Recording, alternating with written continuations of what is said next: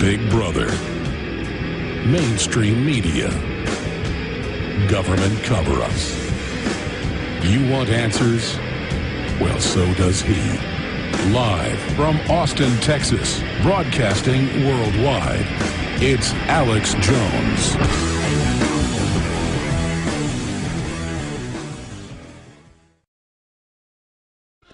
Political scientist, former fighter pilot, and of course, editor of World Affairs Brief, a weekly online newsletter, as well as a monthly print edition, which you can subscribe to at worldaffairsbrief.com. And I received my copy on Friday, and it's a great read. I mean, it really boils down the important issues of the week, sorts out the wheat from the chaff. And we're going to be covering some of the issues that Joel Skousen talks about in his most recent edition, and we'll be opening up the phone lines later on as well. Joel Skousen, welcome to the show today. Thank you, Paul. It's always good to be with you, and I'm a great fan of your writings and your work on prisonplanet.com as well. Thanks, Joel. Appreciate that. I was reading your World Affairs Brief when I received it on Friday, and the primary concern in this issue is, of course, the so-called Bush tax cuts, which, of course, you know, in reality are no tax cuts at all. At best, they're a kind of stopgap continuation of the same policies. And in fact, as you document in a number of ways, will actually end up fleecing the American people to an even greater extent. I mean, explain to the listeners the price that Republicans have paid to the Obama administration merely to continue basically what was already in place with these tax cuts. Yes, it's a very important point that this really isn't, a tax cut for the wealthy or for anybody, really. This was going to be a tax increase, taxes going up on January 1st. But it's interesting because this really wouldn't have taken place, any of these tax increases, until the following year. In other words, you'd have a whole year for the Congress to work on these and to get them back into place. So the Republicans played as if they were being held hostage by the Democrats, that these things had to be passed during the lame duck session, lest they go into effect on January 1st. But it would have been just as easy for the Republicans to wait until they install a new Congress where they have control over the public purse in January, late January, and they could have simply made it retroactive to January 1st. So there really was no pressure to accede to these demands of Obama. And what they did in this devil's deal is, first of all, made a secret agreement to, in essence, not, or they agreed to fund the federal spending or budget through September of 2011. And that would have included, of course, funding for Obamacare, which is the only way that the Republicans could have stopped Obamacare from going into place, is to stop the funding of the various tax provisions that are involved there. In addition, they allowed Obama to talk them into a massive increase in the estate tax, one of the most hated taxes in America, because essentially it's double taxation. You pay, according to the agreement, 35% of anything over $5 million that would have accrued, and that's money that you already paid taxes on. So the estate tax was actually down to zero, and that's a major increase to bring that back up to the 35% range. But fortunately, this had a partially happy ending. The commitment that the Republicans made to go along with the continuing resolution, the omnibus spending bill, was filled with so much pork, and a lot of that was because of Republicans requesting various pork barrel things being added to the bill, that Mitch McConnell ended up in the Senate being very, very embarrassed when it came out, in fact, that he had demanded a lot of these things. And so he reneged on his agreement with Obama and turned around and put in a one-page continuing resolution, which basically says we'll fund the government through the first few months of the next year, and then we'll take it up again as a Congress. And what this shows, Paul, of course, is that we cannot trust the Republicans really to do what they said in their pledge. They were going to stop spending. They were not going to have any omnibus bills. They were going to pass everything individually. None of that is true as of this date. And, of course, we'll have to see what they do after this pressure continues in January when they take office. So it basically eviscerates, if you get past $5 million throughout the course of your life, it eviscerates your savings by taxing what's already been taxed on your income. I mean, Joel, where do they get off on double taxing Americans' wealth that's already been taxed? Isn't that illegal? Well, actually, that's interesting. There really is no law that says you can't double tax something. It's a principle that has been in vogue in America since the American Revolution, but it's been violated ever since the estate tax was passed. And they did so, of course, under the old populist notion of taxing the rich. It's very, very difficult for people to realize how evil it is to tax only a sector, the sector that doesn't gore my ox, so to speak. And that's what the American people have engaged in. It took us years to get rid of the estate tax, and then they only made it a temporary, getting rid of, and now it's coming back. So we're going to get, the tax deal did pass, and by the way, they did increase the limit up to $10 million at the last minute in order to placate those that were very, very incensed about the estate tax.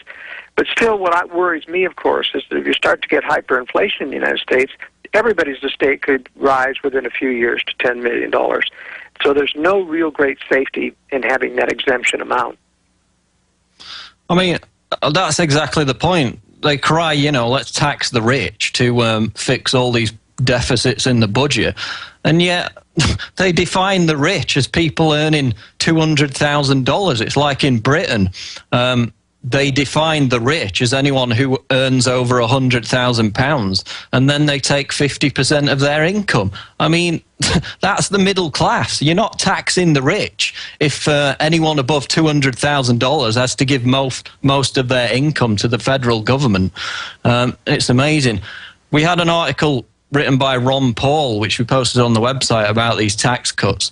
Not tax cuts, just a continuation of the same policy, and in fact, an introduction again, a reintroduction of the estate tax.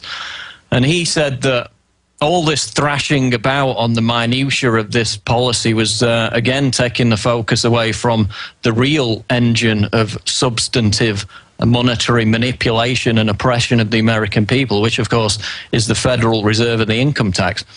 And Paul points out that for 120 years, the federal government was funded with excise taxes, and the income tax, as we know it today, didn't even exist. So, I mean, Joel, how do you respond to these statists, these big government liberals who claim that the income tax is so sacred that the whole country would collapse in an instant if it was abolished in America? Well, it's interesting. The government, of course, has grown to absorb whatever tax level that it takes from the people. The government could not get along at all anymore on excise taxes simply because it is a small percentage relative to what the government spends. Ron Paul is absolutely right that the problem is government spending, not the amount that you tax. I personally am not in favor of, even though that was the original constitutional tax of excise taxes, because, frankly, that is a selective tax. It isn't directly related to any government service. It simply penalizes those that wish to purchase overseas. I really believe that there's certain principles of taxation that need to be employed in the United States, and one is that the tax be directly related to the government service, and that you shall not tax ever to transfer money to any other person for any welfare or benefits or unemployment compensation. None of that could be done by taxes, but has to be done by user fees and insurance. So the only real two viable taxes in libertarian thought are property taxes. And I know a lot of people don't like property taxes, but in fact, government does protect property. So you have to pay for the protection of property, even if it's on a national basis. They are protecting property. And secondly, people.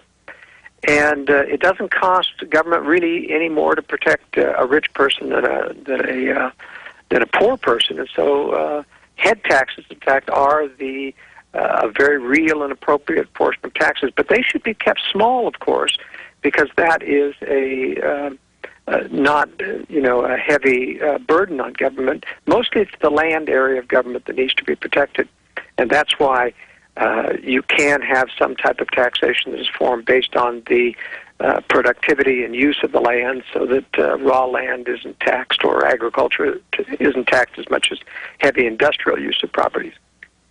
But those are some of the principles that I know Ron Paul and I have talked about that would be the ideal way to get it. There'd be no income tax. In other words, people should not be penalized for being productive, for working in that regard. And of course, in order to make these kinds of taxes work, you simply have to cut government back to the original constitutional principle of only defending fundamental rights and not for giving benefits, foreign aid, welfare, or fighting foreign wars for that matter. And not for hiring garbage collectors to hunt for terrorists, which might also save a little money. I also noted in your most recent World Affairs brief that you've been covering the WikiLeaks story. And I've been looking into this over the past few days. And of course, we know that WikiLeaks was founded by Tibetan dissidents, and that their original stated goal was to root out corruption and abuse in these countries in East Asia, in the Middle East, that are primarily targets of the US military-industrial complex. We also know that in the embryonic stages of WikiLeaks that they sought help from George Soros's controlled Freedom House organization. So I want to talk a little about Julian Assange and what's really going on behind WikiLeaks and behind the story for mass consumption that we're being bombarded with on a daily basis in the establishment media.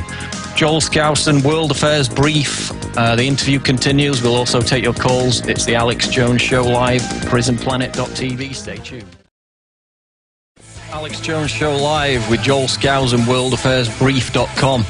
Now, WikiLeaks. We had this bizarre dump of thousands of supposedly unfiltered cables, which for the most part merely bolstered the rhetoric behind the war on terror and the US military-industrial complex agenda in the Middle East and East Asia. And in fact, what most people don't know is that these cables and the way they're being shaped into stories and released to the public is being handled by primarily the New York Times in concert with the US government. That's right, the New York Times is going to the US government and saying, what do we need to redact, what can we keep in, before they release their stories about these WikiLeaks cables. And of course, they're all centered around, for example, Iran buying missiles from North Korea that can reach Western Europe. So these cables seemingly conflict with WikiLeaks' agenda to expose corruption and abuse, and in fact seem to be serving more as a propaganda boost for the war on terror. Joel, I've got your quote here from World Affairs Brief, where you said, quote, "The WikiLeaks revelations appear to be purposeful leaks by government to provide further impetus to shut down future whistleblowers who might uncover government illegal acts hiding under the cover of national security secrets." And now, of course, we've got basically the false flag against the internet. Now they're using it to go after that. Joel, could you expand on this WikiLeaks situation? Yes, it's very, very suspicious. Anytime you have a multi-million-dollar organization come out of nowhere with no real funding that's apparent, you have to wonder, who's behind this, because this just doesn't happen very, very easily. It's like we found out that Google had a too-good-to-be-true startup with NSA and CIA funding, and now we find that WikiLeaks has some of these funding as well as some big international foundations, which Julian Assange has admitted have funded this, but he refuses to name which one because he says that we'll lose our grants. In other words, they agreed only to give if it were kept in secret. The issue of them parsing out these quarter million cables to mainstream news items is a very, very important point. None other than David E. Sanger, supposedly independent journalist working for the New York Times, is in charge of filtering these cables to the public.